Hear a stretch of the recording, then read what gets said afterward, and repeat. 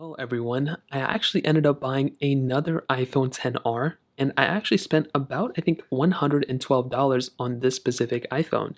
Now, what's very interesting is there is a slight issue with it, but physically it doesn't look that bad on the back. Now, the reason I bought this for the most part was to make iOS comparisons, for iOS 15, iOS 16 devices, but I wanted to showcase to you guys how cheap of an iPhone you can actually buy.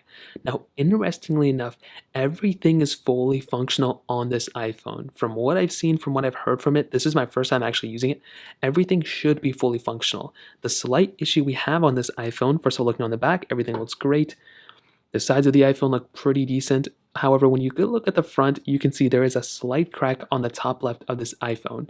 Now, I have not booted up this iPhone yet, so hopefully it does turn on. Like I said, everything should be fully functional based off the description. I did buy this iPhone from eBay, so you can see it does power on. The power button works. The issue is with the top left corner, seems like somebody probably dropped it right on its side right here, and because of that, it probably cracked the display. Now, I'm hoping the touchscreen still works, and I'm hoping Wi-Fi and everything still works. So you can see it does boot up into the display, which is really nice.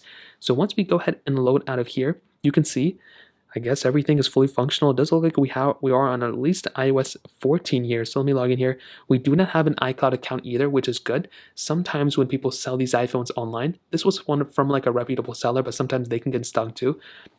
Sometimes they already have an iCloud account logged in, meaning that they basically someone could have stole the phone and actually sold it. And from that point, you can't really do anything with this iPhone. Now, if we go ahead and go down to general, we go and click on about, you can see we are actually on iOS 15.2.1. So sometimes if you're on a super old like iOS 12 or iOS 13 on one of these iPhones, you could probably get a little bit more money from them. But regardless, you can see everything should be fully functional. Let me go and make my way to the camera. The camera seems to be working as well. And I don't even really care too much if if it has a bad ESN or IMEI number, if it doesn't work, if phone calls don't work, if the earpiece doesn't work, mostly because I'm not using this as my main device. Now, what I basically want to do for this type of screen, if I bought this iPhone for about $112, just imagine, I can tell you right now, repairing this screen, I could probably get it replaced for around $50, probably for labor included. It's probably going to be less than $100 for labor and everything. So that's going to be pushing, I would say, about $200 all in for a pretty much fully functional iPhone XR at that point. But another thing I've done a few times with some other iPhones is pretty much just put a glass screen protector over the iPhone, and sometimes it can give the illusion on camera that it doesn't even, that's not even there. For example, here's an iPhone XS Max I had a while ago, and it actually did have a cracked little panel screen right here, and I think since then I've cracked it even more. But when I actually had it the first time and I basically put the screen protector over it, you couldn't really tell.